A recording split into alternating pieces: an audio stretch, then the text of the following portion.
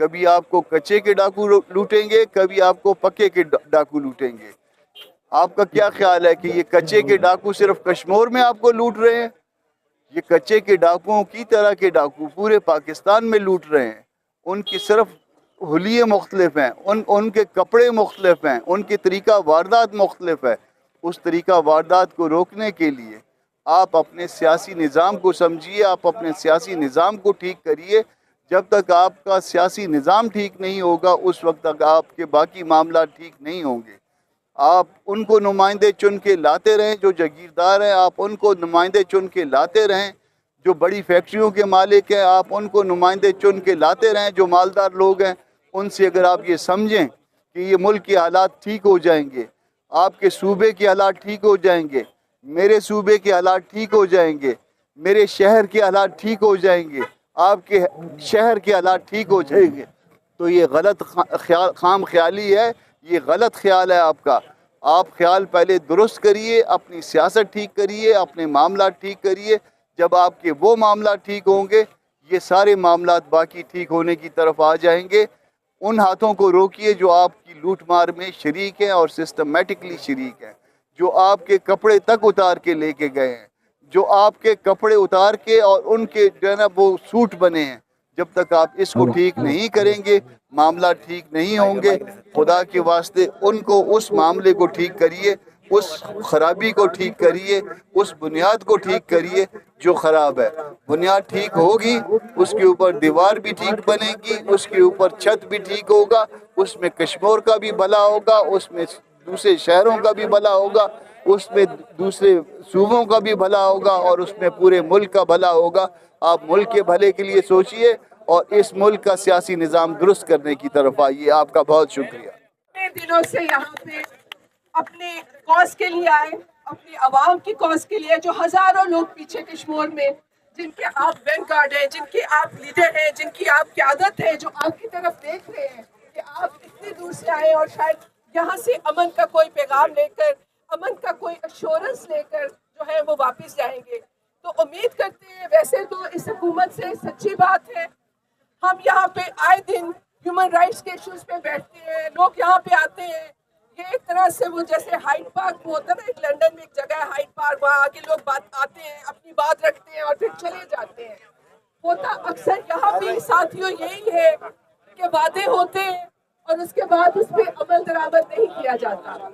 میں ڈاکٹر مہر صاحب سے ضرور یہ بات کہوں گی کہ آپ کمیٹی میں کوئی یہاں پہ اپنے سندھی دوست جو اسلام آباد سے ہوں ان کو اس میں ضرور شامل کریں، تاکہ جب آپ لوگ چلے جائیں گے تو ان کا پیچھا کرنے کے لیے کوئی نہ کوئی آپ میں سے ہونا چاہیے جو یہ پوچھے کہ جو آپ نے وعدے کیے ہیں اس کے اوپر عمل درآمد ہو رہا ہے یا نہیں ہو رہا، کیونکہ کہ ٹال مٹول کا سلسلہ بھی ہم نے یہاں پہ بہت دیکھا ہے۔ باقی دوستوں، آپ سب جو وہاں سے انصاف کا علم لے کر، امن کا پیغام لے کر اور اپنے علاقے کے لوگوں کے لیے یہاں پہ آئے ہیں، آپ کو مجھے زیادہ بات کہنے کی ضرورت نہیں ہے۔ ظاہر ہے آپ وہ لوگ ہیں جو سیاسی طور پہ باشعور ہیں، جو یہ سمجھتے ہیں کہ یہ جو عذاب ہے یہ کون سا ملک ہے، 25 کروڑ عوام کے اوپر آپ نے ایک ایسی حکومت ہم نے بنائی ہوئی ہے جس کے پاس نیوکلیر پاور ہے اور وہ عوام کے جان و مال کا تحفظ نہیں کر سکتی۔ اور آپ ہم سمجھتے ہیں کہ کوئی بھی ایسی حکومت جو عوام کو جان و مال کی حفاظت نہ کر سکے، ان کے جان و مال کی ضمانت نہ دے سکے، اس کو حکومت کرنے کا کوئی حق نہیں ہے۔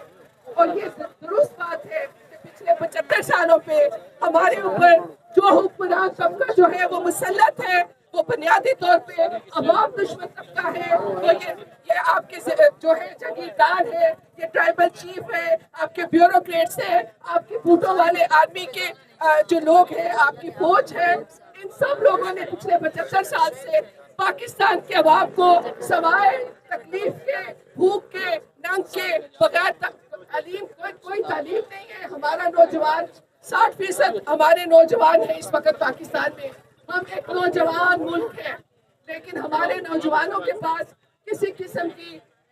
کوئی ایسی اپرچونٹیز نہیں ہے کہ یہاں پہ جاب کر سکے، اور اس کا نتیجہ یہ ہے کہ ہمارے نوجوان مجبور ہوتے ہیں کہ وہ کشتیوں میں بیٹھ کے ملک چھوڑنے کے لیے جاتے ہیں اور وہیں ان کی زندگیاں جو ہے وہ ختم ہو جاتی ہیں. تو یہ ملک جو ہے یہ ایسے نہیں سدھرے گا, یہ ایسے ہی سدھرے گا جیسے آپ نے یہاں آ کے اس کو سدھارنے کی کوشش کی ہے. جب تک عوام اور عوام کی آوازیں اور عوامی تحریکیں آپس میں اکٹھی نہیں ہوں گی, جب تک آپ کا مسئلہ ہے, یہ آپ کا مسئلہ نہیں ہے. اصولی طور پہ یہ اسلام آباد کی تقریباً اب 1 کروڑ کی سے کم کی ہماری آبادی ہے, لیکن مجھے ایگزیکٹ اب یاد نہیں ہے. بہرحال جتنی بھی آبادی ہے اس میں اسلام آباد کے لوگوں کو یہاں پہ آپ کے ساتھ بیٹھنا چاہیے تھا, آنا چاہیے تھا, بڑی تعداد میں آنا چاہیے تھا. کیونکہ یہ جو امن اور جو مارا ماری ہو رہی ہے, جو امن کی بدحالی کا مسئلہ ہے, یہ صرف سندھی دوستوں کا یا سندھ کے عوام کا مسئلہ نہیں ہے. اگر یہ آپ کا مسئلہ ہے تو یہ ہمارا مسئلہ بھی ہے. اگر اسلام آباد میں کسی کو اگر عورت مارچ کے جلسوں کے اوپر یہاں پہ جو مذہبی گروہ ہیں وہ ہم پہ حملہ آور ہوتے ہیں, تو ہم ایکسپیکٹ کرتے ہیں کہ سندھ سے ہماری سپورٹ میں آوازیں آئیں گی.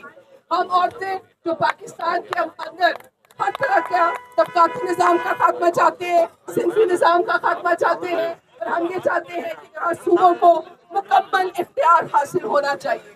ہر صوبہ جو ہے اس کا اختیار ہے, اپنے وسائل پہ اس کا مکمل اختیار ہونا چاہیے. تو جب ہم معاشی انصاف کی بات کرتے ہیں, صنفی انصاف کی بات کرتے ہیں, طبقاتی انصاف کی بات کرتے ہیں, تو یہاں ہم اکثر دیکھتے ہیں کہ جن حلقوں سے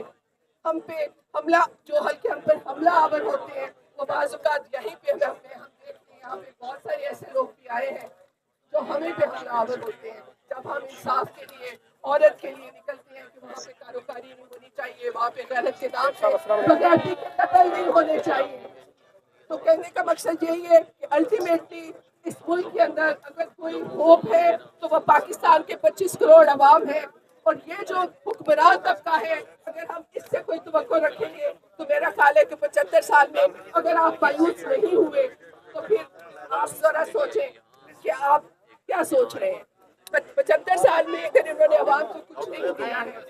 نہ ہمارے پاس تعلیم ہے, نہ ہمارے پاس نوکریاں ہیں, نہ ہمارے پاس اس مہنگائی نے لوگوں کا برا حال کیا ہوا ہے, تو میں سمجھتی ہوں کہ ہم سب لوگوں کو آپس میں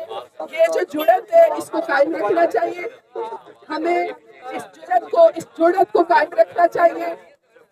چاہے سندھ کے اندر نہروں کا مسئلہ ہے تو پنجاب سے آوازیں اٹھنی چاہیے, کیونکہ پنجاب کے اندر بھی آپ دیکھیں گے کہ یہ جو سو کال گرین پاکستان کا منصوبہ ہے, یہ اصل میں ہماری زمینوں کو بیچنے کا سلسلہ ہے. آپ دیکھیں گے کہ یہ کارپوریٹائزیشن میں باہر سے یہ کنٹریکٹرز آئیں گے, باہر کے ملکوں کے لوگ آئیں گے, ہماری زمینوں پہ قبضے کریں گے, اور ہم جو ایک فوڈ سیکیورٹی یعنی کہ ہماری جو کفالت ہے, جو ہم کھانے پینے, وہ بھی اس سے بھی ہم ہاتھ دھو بیٹھیں گے. تو ہمیں تمام منصوبوں کے خلاف اکٹھا ہونا ہے, اکٹھی جدوجہد کرنی ہے. اور میں آپ کو ایک دفعہ پھر آپ کی جرأت کو, آپ کے حوصلے کو سلام پیش کرتی ہوں کہ آپ اتنی تکلیف میں, اتنی مشکل میں, اتنے تھریٹس میں اتنے دنوں سے یہاں بیٹھے رہے, اور انشاءاللہ ہم بھی یہ جو ہے ایک واچ رکھیں گے کہ جو یہاں پہ وعدے کیے گئے ہیں وہ وعدے پورے ہونے چاہیے. ایسا نہیں ہوگا کہ آپ چلے جائیں اور بعد میں پھر وہی بزنس ایز یوزل, وہ پھر وہی سلسلہ شروع